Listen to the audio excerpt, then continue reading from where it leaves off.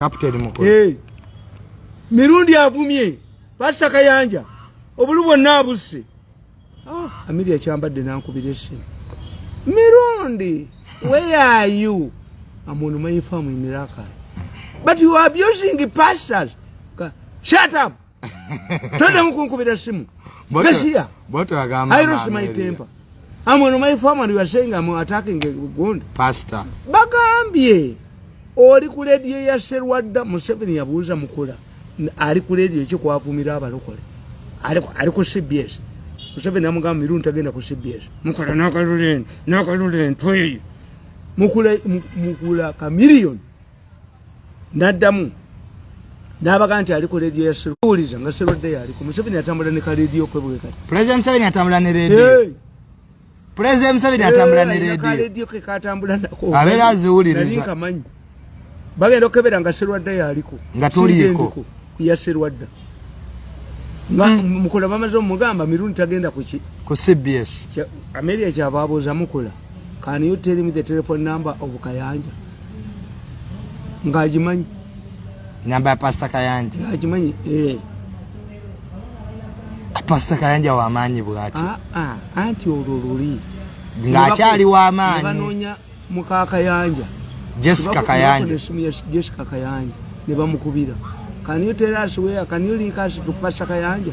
Omukazi yagamba nzo kuba le yafuna ebizibu ebyebusiyazi twayawukana dda.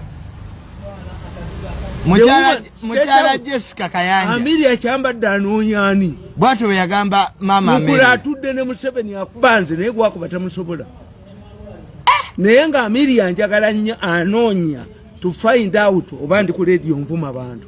Muka Kayanja yagamba Ameria and the president yawulira ever since he was involved in his program no lekabamuleeta about new vision Kayanja to cancel yete yafuna ku bizibu tebifuna ka ebizibu ebyo.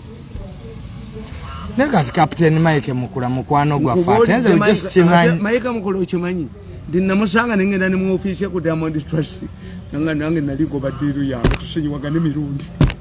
Omanyi nti Mukamukula bamuzaala waffe Kalisizo ewasala ndagire Mukula kamiliyoni. Captain Mike kankubuulire jjajjaawo azaala maamawo omusajja akagaali ke nga pulesa emukubye akagaali ke yatambulirangamu Mukula yakamuwa Captain Mike era nogende wa genocide twagenda ffe Mukula kamiliyoni. Mukula tomusobola.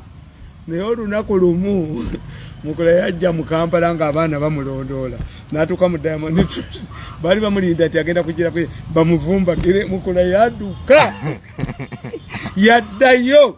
Nze Mukula nakamukwata emirundi mingi mu meetings nyingi. I know him.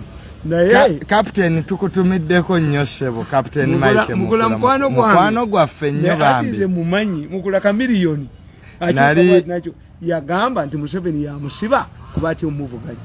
Naye nga Mukula amuzannye Mukula yamuzannye yali gundi mugwezi bajja ne bamugamba nti Fasili atumiza sente ofisi ya Facility kozi Kaboyo abikola nani ne banne Kaboyo ate yani Kaboyo yali akola mu ofisi ya Facility nga yina charity iweso kati Mukula bamugamba owa Facility tumutya eruma gibasa chulezi. Museveni tayagala kwogera ku bakoddomi be. No, Museveni bakoddomi be tebajja mutira famire ye. Museveni yakubira Kalugire simu nga mpulira Kalugire nambulira ebifu ne bagamba omona look for harm omona ne bamugana tewali kyesuulira mu ggwanga muno.